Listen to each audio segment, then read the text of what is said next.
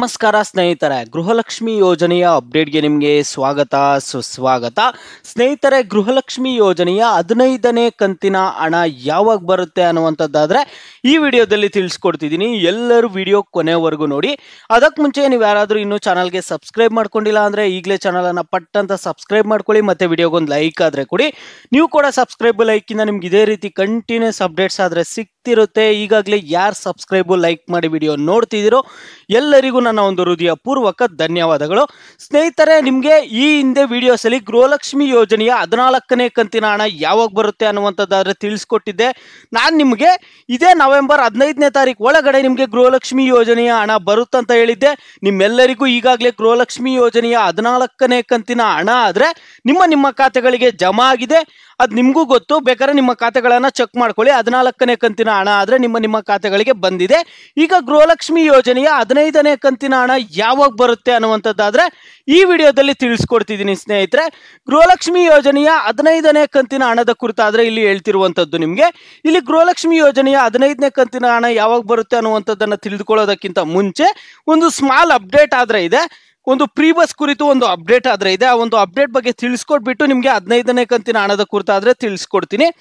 ಪುರುಷರಿಗೂ ಬಸ್ಗಳಲ್ಲಿ ಉಚಿತ ಪ್ರಯಾಣ ಸಚಿವ ರಾಮಲಿಂಗಾರೆಡ್ಡಿ ಅವರು ಹೇಳಿದ್ದೇನು ನೋಡಿ. ಇಲ್ಲಿ ರಾಜ್ಯ ಸರ್ಕಾರದ ಮಹತ್ವಾಕಾಂಕ್ಷಿ 5 ಯೋಜನೆಗಳ ಪೈಕಿ ಮೊದಲಿಗೆ ಜಾರಿಗೆ ಬಂದಿದ್ದು ಶಕ್ತಿ ಯೋಜನೆ.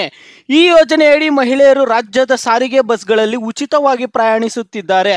ಇದರಿಂದ ರಾಜ್ಯ ಸರ್ಕಾರ ನಷ್ಟ ಅನುಭವಿಸುತ್ತಿದೆ ಎಂಬ ಆರೋಪದ ಮಧ್ಯೆ ಪುರುಷರಿಗೂ ಉಚಿತ ಬಸ್ ಪ್ರಯಾಣಕ್ಕೆ ಅವಕಾಶ ನೀಡಬೇಕು ಎಂಬ ಮಾತುಗಳು ಮತ್ತೆ ಕೇಳಿ ಬರುತ್ತಿವೆ.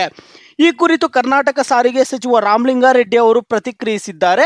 ಹುಬ್ಬಳ್ಳಿಯಲ್ಲಿ ಶುಕ್ರವಾರ ಸುದ್ದಿಗಾರರೊಂದಿಗೆ ಮಾತನಾಡಿದ ಅವರು, ಒಂದು ಸಂವಾದ ಕಾರ್ಯಕ್ರಮದಲ್ಲಿ ಉಪಮುಖ್ಯಮಂತ್ರಿ ಡಿ.ಕೆ. ಶಿವಕುಮಾರ್ ಈ ವಿಷಯವನ್ನು ಪ್ರಸ್ತಾಪಿಸಿದ್ದಾರೆ. ಅವರನ್ನು ಭೇಟಿ ಮಾಡಿದಾಗ ಈ ಕುರಿತು ಮಾತುಕತೆ ನಡೆಸುತ್ತೇವೆ ಎಂದು ಹೇಳ್ತಿದ್ದಾರೆ ಸ್ನೇಹಿತರೆ. ಇಲ್ಲಿ ರಾಮಲಿಂಗಾರೆಡ್ಡಿ ಅವರು ಏನು ಹೇಳ್ತಿದ್ದಾರೆ ಅಂದರೆ, ಡಿ.ಕೆ. ಶಿವಕುಮಾರ್ ಅವ್ರ ಜೊತೆ ಮಾತನಾಡಿ ಇದ್ರ ಬಗ್ಗೆ ಒಂದು ನಿರ್ಧಾರ ಆದರೆ ತೆಗೆದುಕೊಳ್ತೀವಿ ಅಂತ ಹೇಳ್ತಿರುವಂಥದ್ದು. ಸದ್ಯ ಶಕ್ತಿ ಯೋಜನೆಯಲ್ಲಿ ಯಾವುದೇ ಬದಲಾವಣೆ ಇರಲ್ಲ. ಈಗ ಸದ್ಯಕ್ಕಾದರೆ ಯಾವುದೇ ಬದಲಾವಣೆ ಇಲ್ಲ.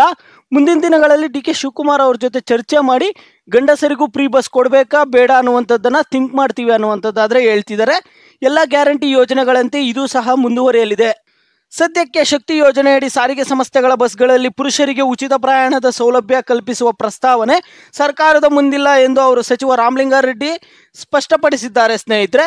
ಇದರಿಂದ ತಮಗೂ ಇಂದಲ್ಲ ನಾಳೆ ಸರ್ಕಾರ ಸಿಹಿ ಸುದ್ದಿ ಕೊಡಲಿದೆ ಎಂದುಕೊಂಡು ಕುತೂಹಲದಿಂದ ಕಾಯುತ್ತಿದ್ದ ಪುರುಷರಿಗೆ ಗೊಂದಲಗಳಿಗೆ ಸಚಿವ ರಾಮಲಿಂಗಾರೆಡ್ಡಿ ಅವರು ನಿವಾರಣೆ ಆದರೆ ಮಾಡಿದ್ದಾರೆ. ಇಲ್ಲಿ ಕಾಂಗ್ರೆಸ್ ಶಾಸಕರನ್ನು ಖರೀದಿಸುವ ಹಿಂದೆ ಕಾಂಗ್ರೆಸ್ ಮುಖಂಡರೇ ಇದ್ದಾರೆ ಎಂಬ ಬಿಜೆಪಿ ಟೀಕೆಗೆ ತಿರುಗೇಟು ನೀಡಿದರು. ಇಲ್ಲಿ ಬಿಜೆಪಿಯವರು ಸುಳ್ಳು ಹೇಳುವುದರಲ್ಲಿ ನಿಸ್ಸೀಮರು. ಬಿಜೆಪಿ ಅಂದರೆ ಬುರುಡೆ ಜನತಾ ಪಕ್ಷ. ಈ ಹಿಂದೆ ರಾಜ್ಯದಲ್ಲಿ ಕಾಂಗ್ರೆಸ್ ಸರ್ಕಾರ ಉರುಳಿಸಿ ಬಿಜೆಪಿ ಸರ್ಕಾರ ರಚನೆ ಮಾಡಿದ್ದು ಹೇಗೆ? ದೇಶದಲ್ಲಿ ಕಾಂಗ್ರೆಸ್ನ 214 ಸೇರಿ ಬೇರೆ ಬೇರೆ ಪಕ್ಷಗಳ 450 ಶಾಸಕರನ್ನು ಖರೀದಿ ಮಾಡಿದ್ದಾರೆ ಎಂದು ಇಲ್ಲಿ ಆರೋಪಿಸಿದ್ದಾರೆ ಸ್ನೇಹಿತರೆ. ನೋಡಿ, ಇಲ್ಲಿ ಈ ರೀತಿಯಾಗಿ ಒಂದು ಶಕ್ತಿ ಯೋಜನೆಯ ಕುರಿತು ಕೆಲವೊಂದು ಮಾತುಕತೆಗಳಾದರೆ ಬರ್ತಿದ್ದಾವೆ. ಸದ್ಯಕ್ಕಾದರೆ ಯಾವ ನಿರ್ಧಾರ ತೆಗೆದುಕೊಂಡಿಲ್ಲ. ಪ್ರೀ ಬಸ್ನಲ್ಲಿ ಗಂಡಸರಿಗೆ ಇಲ್ಲಿ ಪ್ರೀ ಬಸ್ ಕೊಡುವಂತೆ ಯಾವುದೇ ಒಂದು ನಿರ್ಧಾರ ಆದರೆ ತೆಗೆದುಕೊಂಡಿಲ್ಲ ಉಚಿತ ಟಿಕೆಟ್ ಕುರಿತು. ನೋಡಿ, ಈಗ 15ನೇ ಕಂತಿನ ಹಣದ ಕುರಿತು ಮಾತನಾಡೋದಾದರೆ ಸ್ನೇಹಿತರೆ, ಈ ಹಿಂದೆ ನಿಮ್ಗೆ ಹೇಳಿದ್ದೆ ನವೆಂಬರ್ 15ನೇ ತಾರೀಕು ಒಳಗಡೆ ನಿಮಗೆ ಗೃಹಲಕ್ಷ್ಮಿ 14ನೇ ಕಂತಿನ ಹಣ ಬರುತ್ತೆ. ಮತ್ತು ನವೆಂಬರ್ 30ನೇ ತಾರೀಕು ಒಳಗಡೆ ಗೃಹಲಕ್ಷ್ಮಿ ಯೋಜನೆಯ 15ನೇ ಕಂತಿನ ಹಣ ಬರುತ್ತಂತ ಹೇಳಿದ್ದೆ. ನಿಮ್ಮೆಲ್ಲರಿಗೂ 30ನೇ ತಾರೀಕು ಒಳಗಡೆ ನವೆಂಬರ್ 30ನೇ ತಾರೀಕು ಒಳಗಡೆ ಎಲ್ಲರಿಗೂ ಗೃಹಲಕ್ಷ್ಮಿ ಯೋಜನೆಯ 15ನೇ ಕಂತಿನ ಹಣ ಎಲ್ಲ ಜಿಲ್ಲೆಗಳ ಫಲಾನುಭವಿಗಳಿಗೂ ಜಮಾ ಆಗುತ್ತೆ. ವೆಯ್ಟ್ ಮಾಡಿ. ನಿಮ್ಗೆ ಅದ್ರ ಜೊತೆಗೆ ಅನ್ನಭಾಗ್ಯ ಯೋಜನೆಯ ಹಣ ಕೂಡ ಬಂದಿದೆ. ಒಂದ್ಸರಿ ಚೆಕ್ ಮಾಡ್ಕೊಳ್ಳಿ ಸ್ನೇಹಿತರೆ. ಇವು ಸದ್ಯ ಮಟ್ಟಕ್ಕೆ ಇರುವಂತಹ ಅಪ್ಡೇಟ್ಸು. ನಿಮಗೆ ಬೇರೆ ಏನೇ ಡೌಟ್ಸ್ ಇರಲಿ ಪ್ರತಿಯೊಬ್ಬರು ವಿಡಿಯೋಗೆ ಲೈಕ್ ಮಾಡಿಬಿಟ್ಟು ಕಾಮೆಂಟ್ಸ್ ಮುಖಾಂತರ ತಿಳಿಸಿ. ಯಾವ ಟಾಪಿಕ್ಸ್ ಬಗ್ಗೆ ನೀವು ಹೆಚ್ಚಿಗೆ ಕಾಮೆಂಟ್ಸ್ ಮಾಡಿರ್ತೀರೋ ಅದ್ರ ಬಗ್ಗೆ ನಿಮಗೆ ನೆಕ್ಸ್ಟ್ ವಿಡಿಯೋ ಆದರೆ ಬರುತ್ತೆ.